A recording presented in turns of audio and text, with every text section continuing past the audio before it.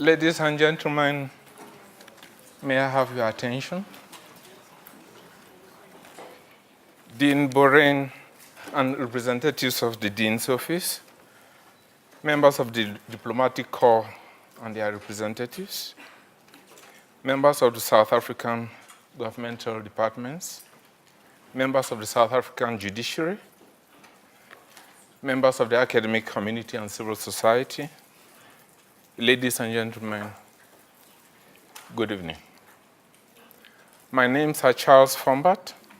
I'm a professor of law in the Faculty of Law of the University of Pretoria, and I will moderate this evening's discussion. It is my pleasure to welcome you all to this public lecture by Professor Erika on military interventions by invitation in the 21st century. This evening's public lecture is in cooperation with the European Society of International Law. The lecture and subsequent discussions that will follow will be filmed and published on the website of the European Society of International Law. I should also add that Professor Erika is currently under contract with Oxford University Press for a monograph on military interventions by invitation and use of force. Before I continue, can I please kindly request you all to switch off your cell phones? Switch them completely off. Let me say a few things about our illustrious speaker, Professor Erika. Her CV is 25 pages long, and for obvious reasons, I can do no more than give you a brief summary of this CV. Since January 2016, Professor Erika is Sachi Professor of International Constitutional Law in the Faculty of Law, University of Pretoria. Since July 2015, she is also Honorary Professor in the Faculty of Law, University of Bonn, Germany. Between 2011 and 2015, she was founding co-director of the Institute for International and Comparative Law in Africa and Professor of International Law in the Faculty of Law, University of Pretoria. Between 2004 and 2010, she was tenured Professor of International Constitutional Law at the Amsterdam Center for International Law, University of Amsterdam, a position which she thereafter held part-time until December 2013. Professor Erika completed her B. Juris and LLB as well as her LLD at the University of Free State. She holds an LLM from Harvard University and completed her habilitation at the University of Zurich in Switzerland in 2002. I could go on much longer, but let me end this brief summary of her CV by saying that Professor Erika is not only an outstanding, inspiring, and accomplished academic, but she is, as far as I'm concerned, one of the most decent and pleasant human beings I've ever had the privilege and pleasure to work with. Ladies and gentlemen, please join me in welcoming Professor Erika to the podium. Dear Chairperson, ladies and gentlemen, thank you so much for those very, very kind and personal words of introduction. Ladies and gentlemen, military intervention by invitation in the 20th century. Let me start by saying that military intervention by invitation is by no means a phenomena exclusive to the 21st century. I just have to find a place for my watch so that I see. There we are. By no means something exclusive to the 21st century. However, the way and the dynamics of military intervention by invitation has changed in recent times. During the Cold War, it was very typical that former colonial powers would intervene in former colonies on the invitation of the government of a former colony in order to sustain that particular government. Now, I'm not suggesting that colonial powers are not meddling in the affairs of former colonies anymore. But it is also true that, especially since the end of the Cold War and the turn of the century, intervention by invitation in Africa and also in the Middle East has proliferated. and also by African countries in other African countries, and also by Middle Eastern countries in other Middle Eastern countries, for example. Well, in 2013, Mali invited the former colonial power France to intervene when the north of the country was occupied by extremists. In 2014 and 2015, the president of South Sudan invited Uganda to intervene in a civil war against political rivals. For a brief time, in 2014, the former President Yanukovych of the Ukraine claimed to have invited Russia to intervene in the Crimea. Since 2014, Iraq has invited the United States and allies to combat IS and other terrorist groups on its territory. In 2015, now this is after the toppling of the Gaddafi regime, 2015, Libya invited Egypt to assist against IS on its territory, and since 2016, the US and also other countries, allied countries, to assist, and this invitation has since also been endorsed by a Security Council resolution. Yemen has been inviting a Saudi Arabia-led coalition since 2015. The Assad regime has invited Russia in Syria since 2015. And Article 4J of the AU Constitutive Act of 2000 allows member states to request AU intervention to restore peace and security. This Article 4J has not been used very extensively in practice from time to time, but it is there, and it also reflects that this is something that is happening on our continent.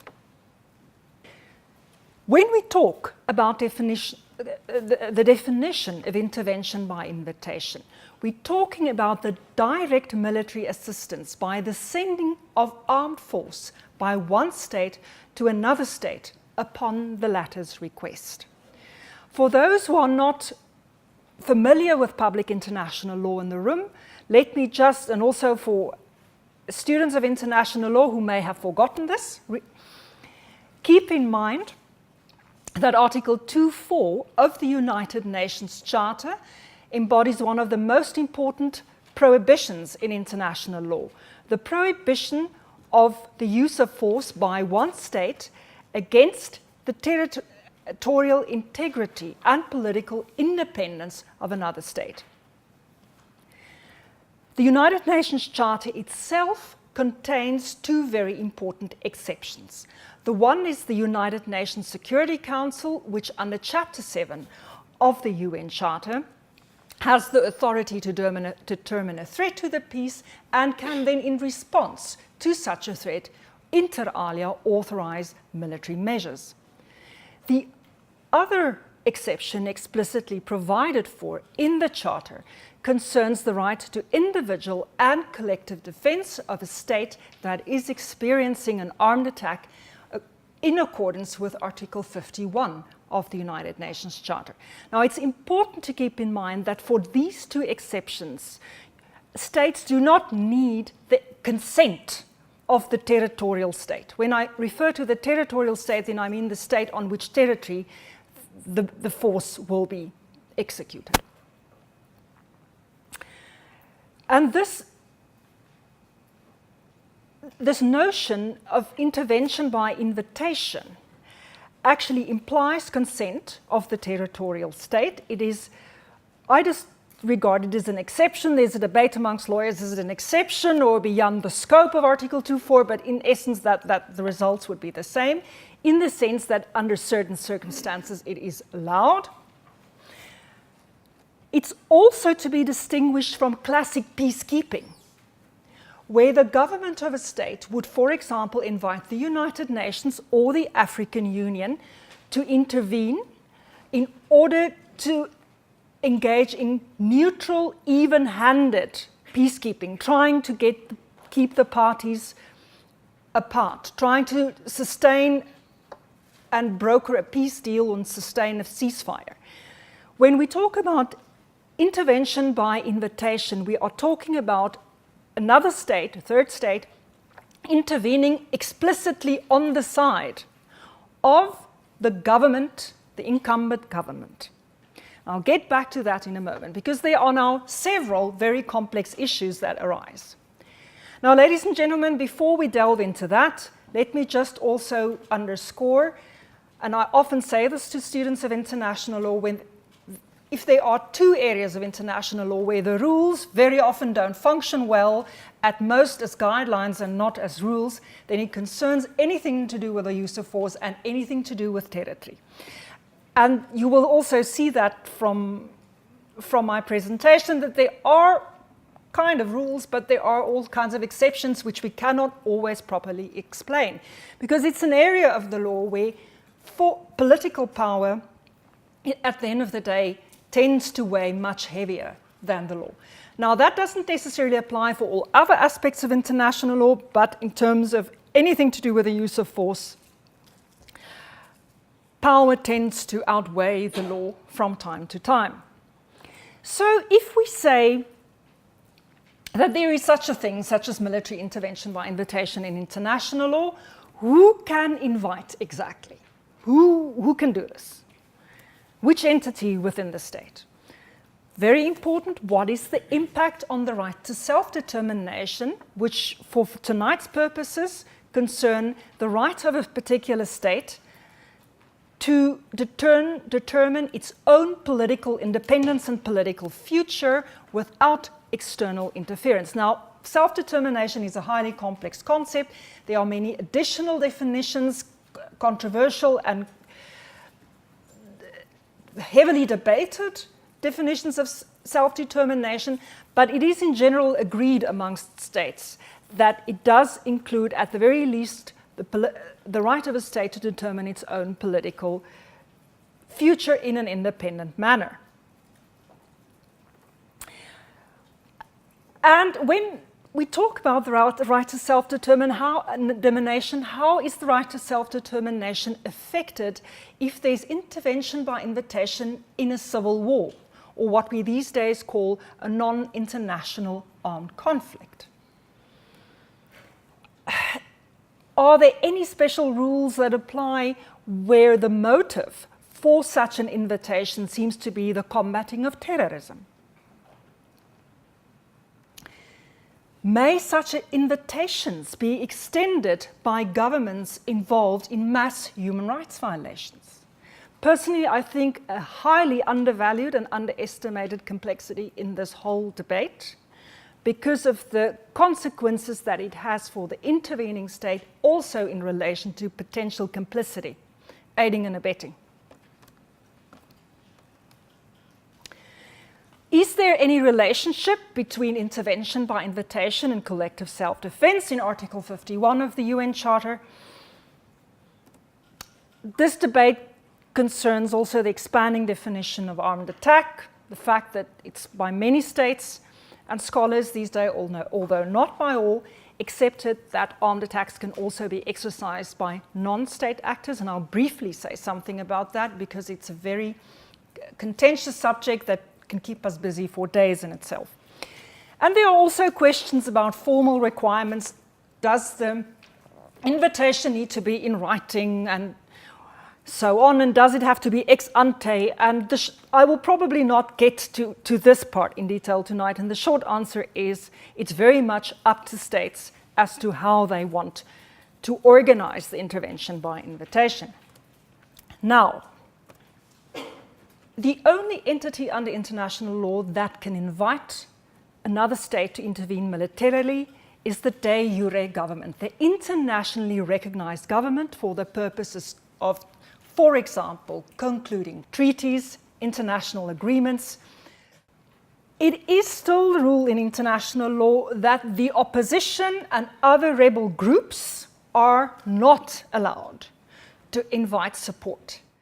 The point that I'm trying to make now is that in principle it is illegal to intervene on the side of an opposition or a rebel group. However, it's happening all the time. Since 2013, The so-called Syrian opposition coalition, the composition of which is constantly changing, has been depicted by some states in the West and also in the Middle East as legitimate representative of the country, however, not defining what they mean by that, and this does not seem to have been presented as a legal argument. They have been supporting some of these rebel groups by arms and arming them and financing them, and one of the problems is that some of these groups which they have been supporting have since been labeled as terrorist organizations by the United Nations Security Council. So, which also shows the murky nature of what one determines as legitimate politically without making clear in legal terms what one is actually talking about. I'm not talking here about the invitation of the Russian military by Assad, because whatever one can say about the Assad regime, and there are many bad things that one can say about them, but they are still the legitimate, internationally recognized government of Syria. I'll get back to that because there are complications with that, but they are the recognized government. But I would argue that the interfering, for example, in Syria and the supporting, the military support that armed opposition groups are receiving from many other countries would violate the prohibition against intervention into the affairs of another state and the prohibition of the use of force. Now, in terms of identifying the de jure government, there are traditionally two schools of thought and practice in international law: effective control, which is still the dominant theory, and practice, although it has been weakened and watered down to some extent, and it concerns might is right. It doesn't matter how the government, which is in effective control over most of the territory and the state apparatus, came into power, as long as there is some kind of acquiescence, in a way, by most of the population in this government, then that is the de jure government. Since the 1990s, there has been more sympathy and more support also for the democratic legitimacy doctrine. Incredibly difficult to define what we mean with that, but free and fair elections would be the common denominator and the smallest common denominator as to what we would understand by a democratically legitimate government. It came into being through free and fair elections.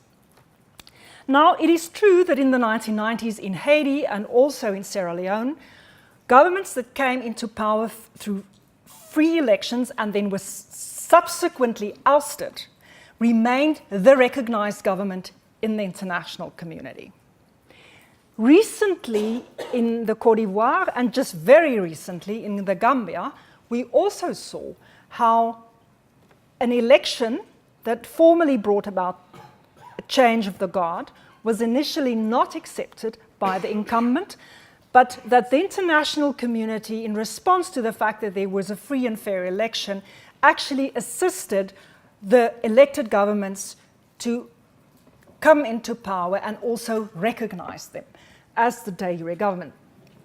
So there is some support for democratic legitimacy as a criterion for the de jure government. But in short, and I cannot go through all the examples one by one this evening, practice of regional organizations such as the African Union, as well as of the United Nations, is not consistent. And I would say is not yet consistent enough to replace effective control as the basic point of departure.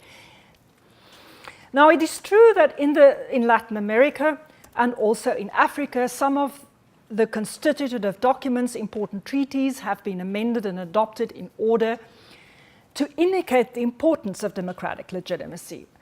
AU Constitutive Act in Article 4P condemns and rejects any unconstitutional change of government. The African Charter on Democracy, Elections and Governance calls for suspension of governments that come into power through unconstitutional means. It's in force since 2012, but only for 24 of the 54 African states. In short, There are situations in which democratic legitimacy was very important for recognizing the de jure government, but the African Union has not been consistent in condemning every coup on the continent that has taken place and sanctioning every coup that has taken place consistently since the adoption of the AU Constitutive Act. And I would also argue in Latin America there has been some inconsistency as well in relation to the application of Article 19 of the Inter-American Democratic Charter of 2001, although I must also stress that there are, of course, authors and very well-respected ones who would differ from me on this point. And just to illustrate, before I move on to the next issue, how complex these things can be, Libya. Now, the Gaddafi regime there was a civil war, then there was interference by certain NATO countries, not all, after the adoption of a controversial Security Council resolution in 2011, which effectively led to the derecognition of the Gaddafi government and the toppling of that government. And it was subsequently replaced by an unelected national transitional council made up of former rebel groups, and which was recognized internationally. Then, about a year later, there were elections in Libya, and an elected General National Congress came into power and was recognized, but was very weak, and has since lost power and recognition. And the situation in Libya is incredibly complex and volatile, and there are all kinds of competing groups in the country claiming to be in control and the government. And what we have formally at the moment is the government of national accord, which was a negotiated process. In other words, not an election, but under the auspices of the United Nations, there was a negotiated deal that brought together different fighting groups in the hope that this will lead to effective control. We're not there yet, and stability.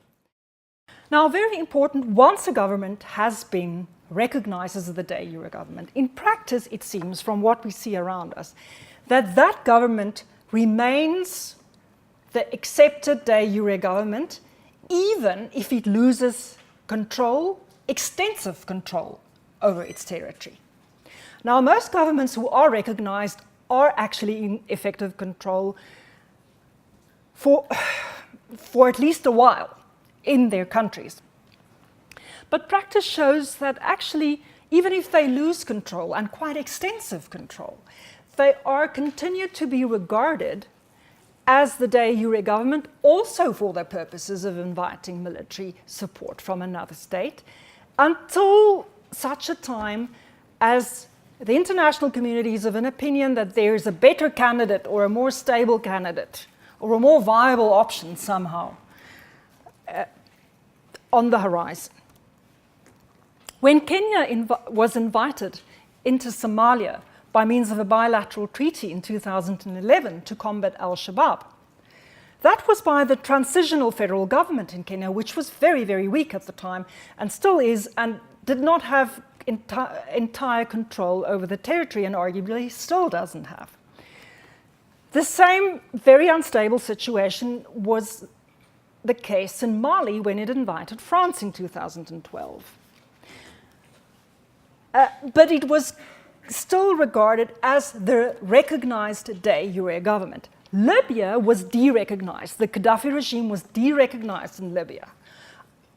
So this is an exception to what I've just said, but keep in mind, here was a Chapter 7 Security Council resolution adopted that resulted in military force against the Gaddafi government and de facto and effective delegitimization of the Gaddafi regime. But all the other situations we see around us, the bilateral security agreement between the United States and Afghanistan, adopted at a time when the country was not very much in control of all of its territory. The same with Iraq requesting the US and other allies to assist against IS since 2014. In Yemen, the Hadi government extended an invitation to Saudi Arabia and others for military assistance when the Houthi militias were in extensive control already of lots of the territory, and then the Hadi government fled the country to Saudi Arabia, but continued to be the internationally recognized government allowed to keep on requesting military assistance against the Houthis. So there was very persistent continued recognition, because the international community clearly didn't want to recognize the other option. The same with invitation by Syria of Russia into a situation where huge parts of the country was not under control of Assad anymore. So effective control is presumed to continue for the purposes of recognition once the government is recognized. In most instances, the recognized government had control, if only briefly, at the time of recognition, and such recognition remains intact also for the purposes of military assistance, as long as no international consensus about alternatives emerge. Ladies and gentlemen, also all of these interventions which I've just referred to occurred during international armed conflicts, where the violence, we're talking about sustained open hostilities for a period of time, where control over territory has been lost by the government. We are not talking about a mere rebellion, which can be put down relatively quickly. We're talking about rebel movements with a certain level of organization and hierarchy. And the debate in Doctrine often emphasizes that in such a situation where we are in a civil war, or which we prefer to refer to as a non-international armed conflict, there should not be any more intervention by any side, by any state, for the support of any side, also not for the support of the government, because where a government does not have the control over its territory anymore, it cannot really be seen as really representative of the people. There's no extensive acquiescence, sufficient acquiescence in that government anymore for the purposes of being the legitimate, acceptable representative of the people. Now, there are all kinds of debates as to whether the self-determination in this context is the right of the states or the people, but the bottom line is the same. When we have reached the level of a civil war, there should not be any further intervention, even on the side of the government. However, ladies and gentlemen, that debate in practice simply is not. That debate in Doctrine is not supported in practice.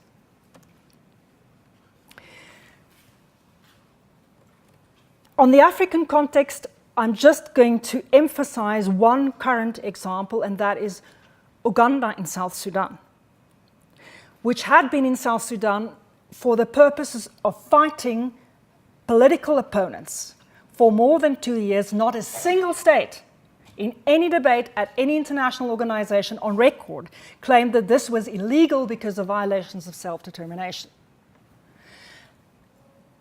This is but one example.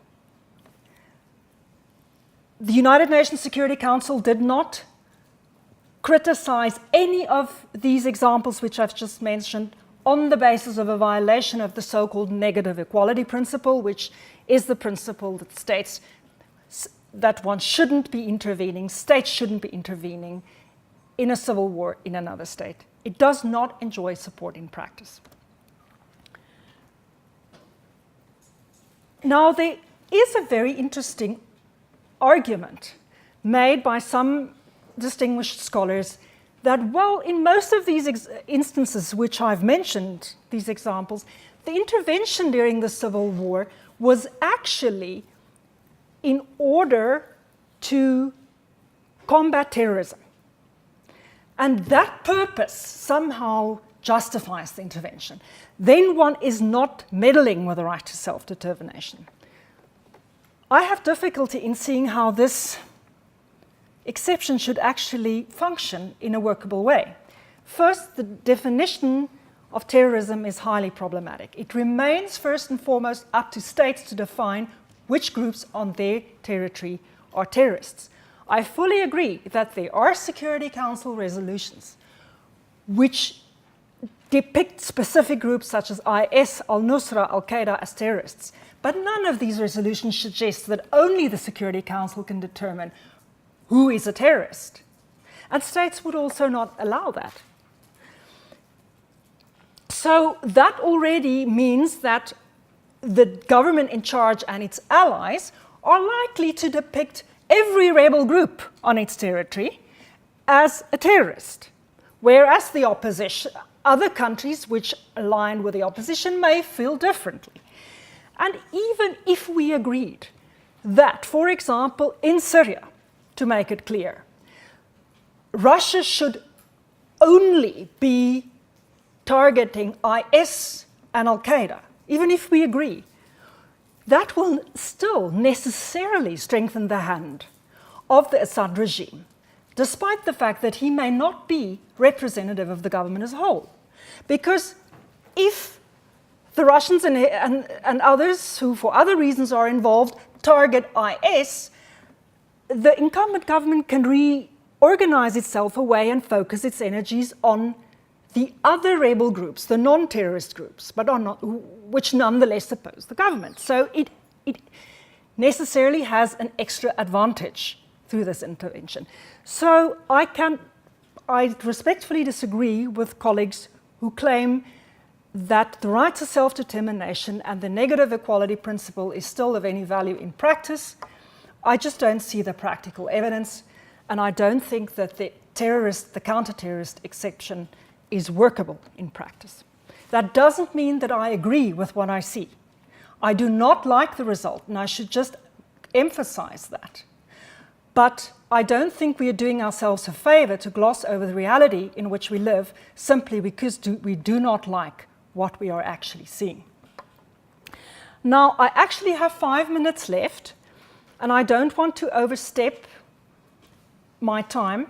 And I'm not going to speak for longer than 8 minutes because we do need extensive time for discussion. But I just want to say briefly that I do think the area which we've been underestimating so far concerns, the issue of complicity. Because if a government, whether it's the Syrian government, whether it's the Iraqi government or the South Sudanese government, invites other states to assist it. Now, I don't see anything in state practice that prevents such an invitation from being extended or in principle accepted. But I also don't see how any of the intervening states can get around the issue of complicity in mass violations of human rights and IHL, the law of armed conflict. Because most of these governments, and especially the three which I've just mentioned, are widely reported in very reliable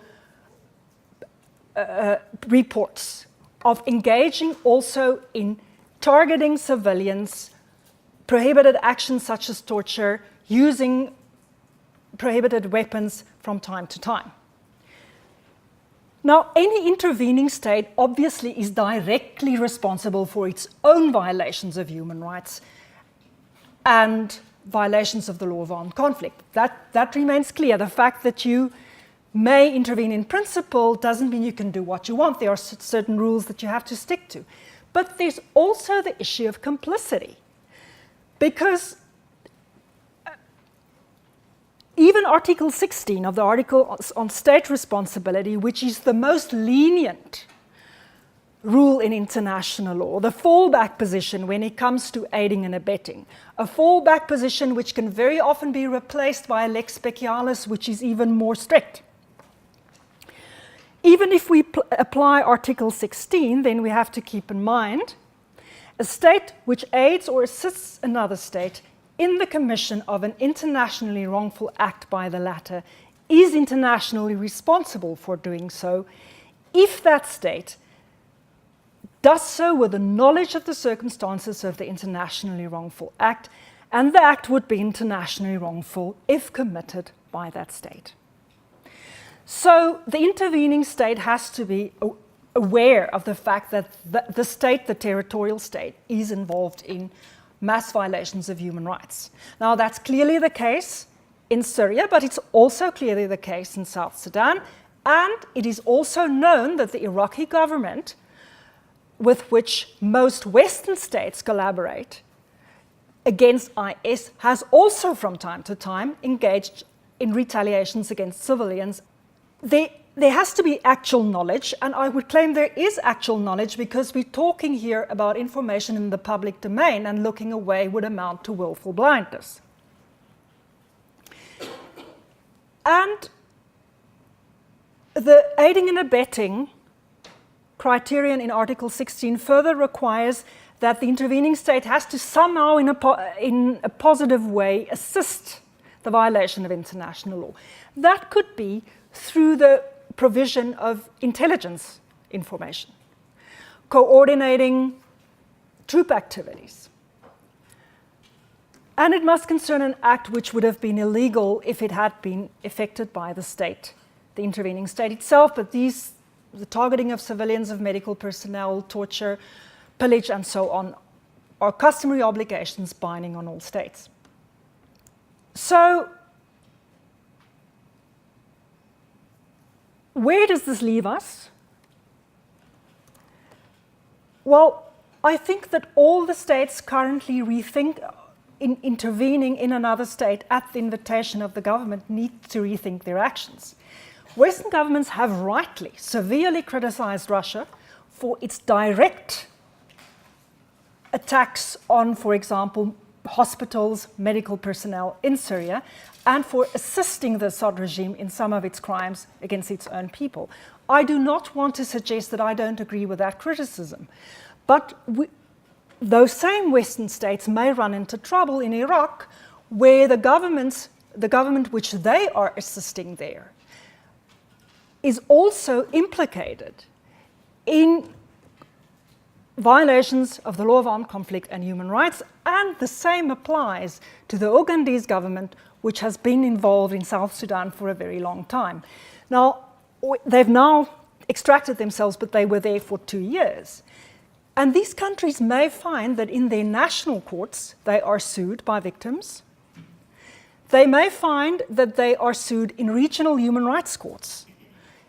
This is an issue and a question in this whole debate, which in my view has only recently begun to attract attention. And I do think that this is the space to watch, not the question whether self-determination prevents a country.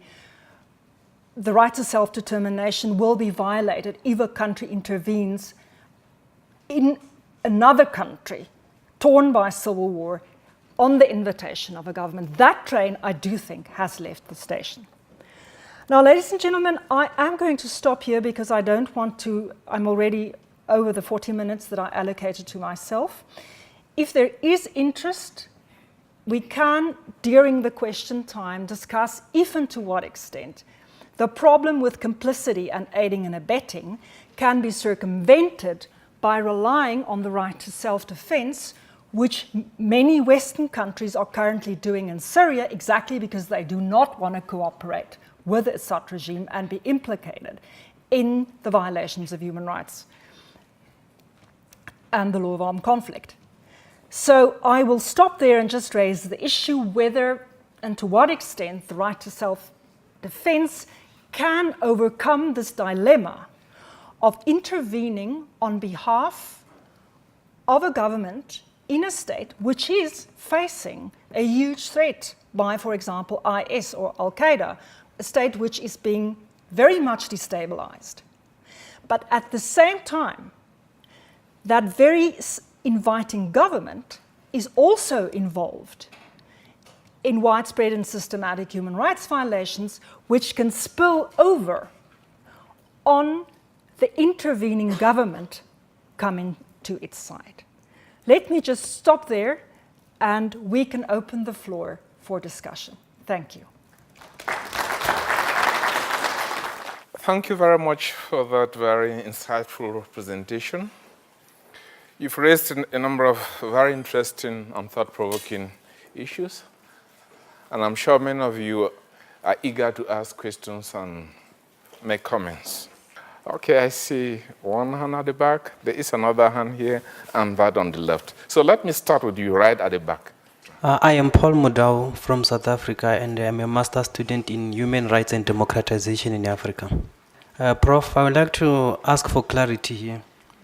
You did mention that under international law rule, military assistance to opposition parties is prohibited in the use of force. So I would like you to either link or delink the military assistance which the ANC received during the apartheid era, because the successive governments during the apartheid era were de jure recognized governments. So does that mean the ANC should have not received military assistance in the struggle to democracy and liberation? Thank you. Thank you. Okay, there was a second hand here. My name is Henry. I am an LLM student at the Human Rights and Democratization at the Center for Human Rights. My question is on the last part of the presentation on the issue of invitation by governments involved in mass human rights violations. I'm just curious to know the scope of the invited country. What have they been invited to do in the case where there are human rights violations? I'm also interested to know, are they allowed to intervene to stop human rights violations by the inviting country? And would they be held responsible if they fail to stop human rights violations by the invited country? Thank you. Thank you. Please just switch off your microphone. And then there was a hand that way. My name is Abdul Aziz. I'm doing LLM trade and investment law. My question actually concerns the recent situation in the Gambia. Prof actually cited Article 4J of the AU Constitutive Act and also Article 2.4 of the United Nations Charter. And then vis-a-vis the recent principles that are evolving with respect to intervention based on invitation. My question actually is, and she also cited United Nations Security Council Resolution 2337 of 2007. My point actually here is, and I want to say this before I bring in the follow-up question, the United Nations Security Council Resolution did not actually specifically mention that ECOWAS and the African Union should intervene. The language actually supported the activities of the ECOWAS and the African Union at the time. My question therefore is, and also at the time of the intervention of the ECOWAS, this was after the new president had already been inaugurated. So my question is, and she also made a point with respect to the fact that invitation has to either be by writing, in either case it has to be public. Therefore, I want to know whether the lack of a public invitation by the president of the Gambia at the time and the fact that the United Nations Security Council did not explicitly say that the ECOWAS should intervene constitutes a violation of Article 2.4 of the United Nations Charter. Thank you. And I now invite Prof. Erika to come and respond to this. Thank you for those three very excellent questions. As far as the first question concerned about the support that the ANC as a liberation movement at the time, but it is my understanding that there is a line of argument that an exception existed for liberation movements that were fighting foreign domination or colonization. I hope that has answered the question. I'm not sure that I got the second question. Let me try, and if I misunderstood something, please correct me. One has to, I think if I understood the question correctly, is whether foreign intervention is allowed to stop the incumbent government from engaging in human rights violations against its own people. Now, the Constitutive Act of the African Union makes explicit provision for that in Article 4H, which allows the Union to intervene in a member state involved in crimes against humanity, war crimes, and genocide. But it has remained a dead letter so far. In each and every instance that the African Union or an African government has intervened in an African country, it was with the explicit consent of the incumbent government, often in a more classic kind of peacekeeping situation, or it was backed also by a Security Council resolution under Chapter 7.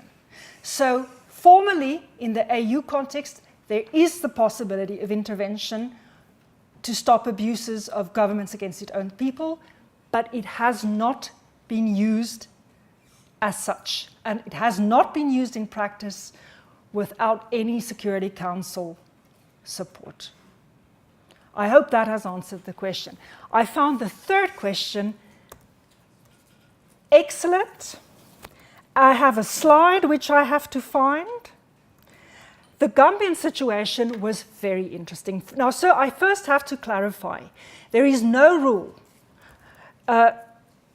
in international law that demands that, let me go first to the formalities, that actually the intervention by invitation has to be extended in public or in writing. The ICJ, the International Court of Justice, actually accepted that an invitation extended by the Democratic Republic of Congo to Uganda, which was initially not in writing, and implicit, contextual, was acceptable, as long as that consent existed. At some point, Uganda overstayed their welcome. And the DRC made it clear that they didn't want them there, and as of that point, the invitation is not valid. But there is no rule that says it has to be public and generally known. I agree that it would be much better and that it's really very helpful from the perspective of legal certainty if such an invitation is extended publicly. But now, if we come back to the Gambia, which was your specific question. There we go. Now, Mr. Barrow was elected president on 1 December, and then the former President Jammeh didn't accept this. After a few days of accepting it, he didn't anymore. It is true that ECOWAS already early on decided, without United Nations Security Council support under Chapter 7, that it will use all necessary measures, which is the classic term in international law for the use of force, to enforce the election results.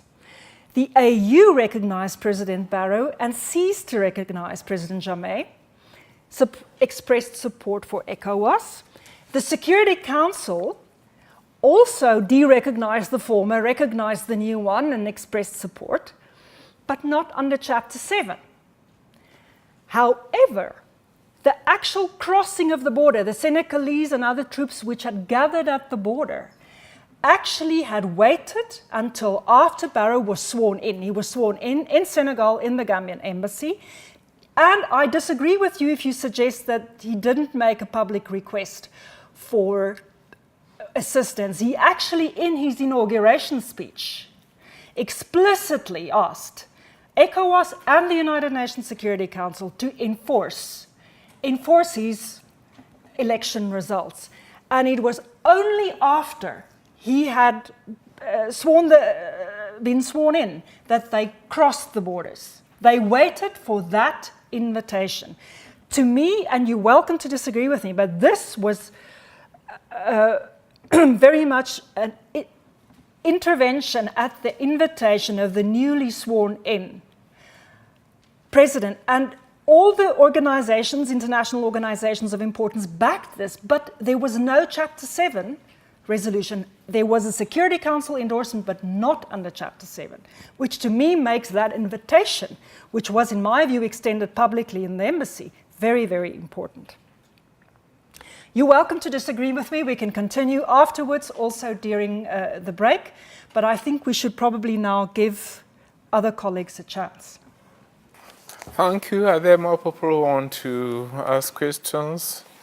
Thank you. My name is Trésor Macunya. I'm student LLM program, Human Rights and Democratization in Africa. I'm coming from the Democratic Republic of Congo.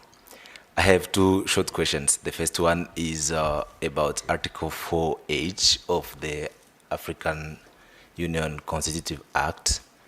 It has been actually used in 2015 for the Burundi case, and the African Union has decided to send troops in Burundi, but the President Nkurunziza has rejected that, saying that he is going to treat them as invasive force. What are your comments about that? The second question is about the Uganda and DRC. Uganda was not, as you said, explicitly invited in Congo, but it came with Laurent Kabila in 1996, 1997, because the movement, the AFDL, was backed by Uganda and Rwanda. But on 26 July 1998, Laurent Kabila made a public speech on TV saying that the Ugandan troops have to go back home and give to Congolese the bill if we have to pay for what they've done. So my question is, do we have to follow a certain formalism because there were nothing before and the president just came up and say, you have to go back home, and Uganda says no because there were some agreements that Laurent Kabila should have respected? So what are your comments about that? Thank you. Well, once again, difficult questions and very good ones. Thank you very much for pointing out the situation about Burundi in 2005 and Article 4H. And it is a very important example, but unless I'm mistaken, that AU intervention has not really gotten off the ground. Or that the Article 4H rhetoric has been used, and that's it is an important development as such, but that there has not really been clear action on that. And this is perhaps something we should take up during the drinks afterwards. So that whatever attempt there is to use Article 4H, it's not really happening yet.